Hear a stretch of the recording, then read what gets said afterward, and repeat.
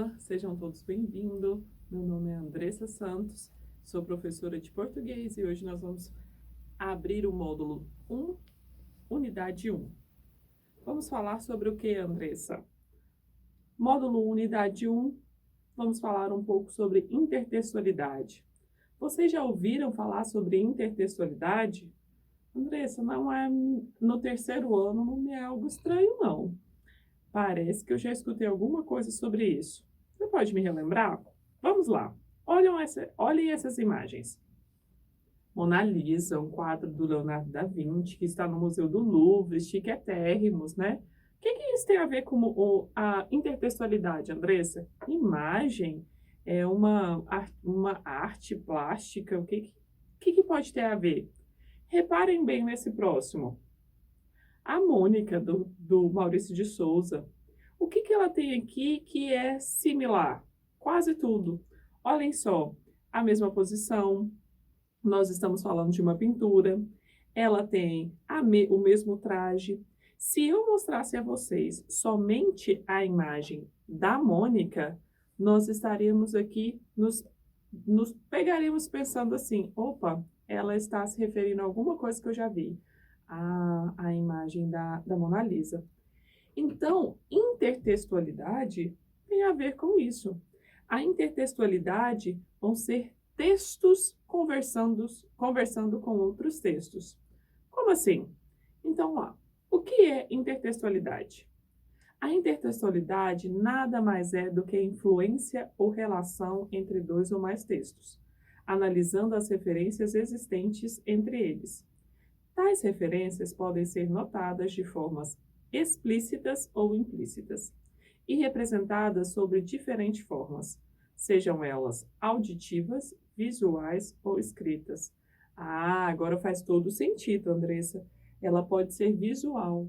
Nós temos várias representações. Tem um quadro que chama O Grito, que nós temos também uma representação dele com o Homer Simpsons, fazendo a mesma forma que me leva a lembrar da obra.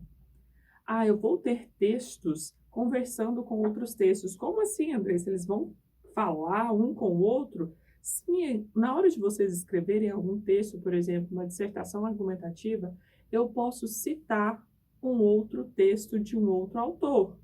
Isso é algo explícito, mas eu posso também ter uma sugestão que o meu leitor, quando vai ler a minha obra, ele vai lembrar de que aquilo dali já foi lido em outro momento por um outro autor.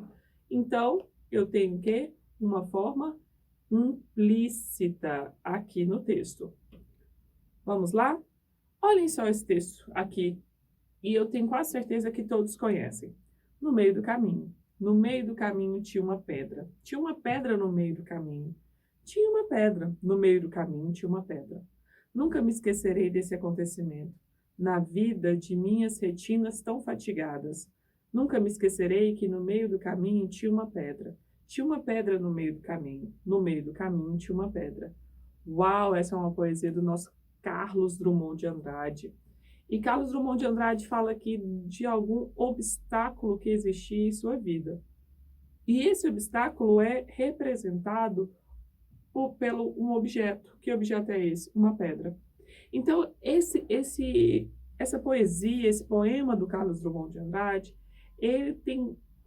faz tanto sucesso, ele é tão atemporal, que ele foi escrito, ele faz parte da segunda geração modernista, então ele foi escrito antes de 1945 e até nos dias atuais ele é uma referência. Referência para propaganda, referência para fazer textos argumentativos. E reparem só no que mais que ele é referente. Olhem só essa reportagem. No meio do caminho tinha um ladrão. A cidade do Rio de Janeiro gastou R$ 3.000 para comprar novos óculos para a estátua de Carlos Drummond de Andrade, na praia de Copacabana. A peça, feita de ferro fundido e banhada em bronze, havia sido roubada pela quarta vez no dia 23 de abril.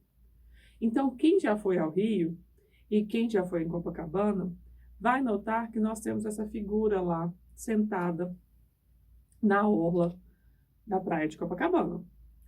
e é recorrente. Ele tem um óculos e as pessoas insistem em roubar o óculos. Seria uma reportagem qualquer, mas o título está escrito: no meio do caminho tinha um ladrão. Opa! Então ele acaba fazendo referência a um texto já existente e escrito também pelo autor Carlos Drummond de Andrade. Acaba que o jornalista aqui, o articulista, ele fez o quê? Uma ironia com o título do texto. Ele acabou por fazer essa ironia, mas usou da intertextualidade para fazer um novo texto. Então, deixei aqui também para vocês o nosso poeta, e olha só como a estátua lá representada é muito parecida. Então, esse daqui é o nosso poeta Carlos Drummond de Andrade, que vai fazer parte da nossa segunda geração modernista.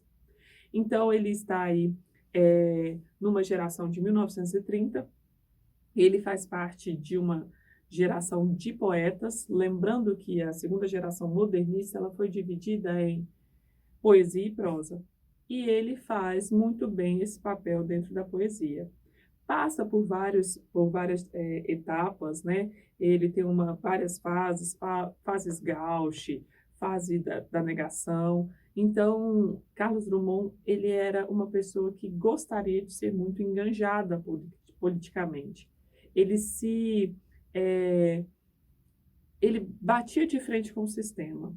E até ele entrou na sua parte política, ele teve esse envolvimento quando ele pensou que, nossa, estou relativamente agora me fazendo ser reconhecido dentro da política. Mas, a hora que ele entrou no sistema, ele percebeu que ali não havia honestidade. E aí ele ficou muito decepcionado e sai, então, e vai para a sua fase de negação. Então, esse é um poeta muito importante. E para quem vai fazer aí prova de vestibular ou prova de concurso, é sempre bom deixar Carlos Drummond de Andrade guardadinho no coração, porque ele é uma figura recorrente nas provas. Então vamos lá. Ser feliz sem motivo é a mais autêntica forma de felicidade. Aqui encerra a nossa unidade 1 do módulo 1.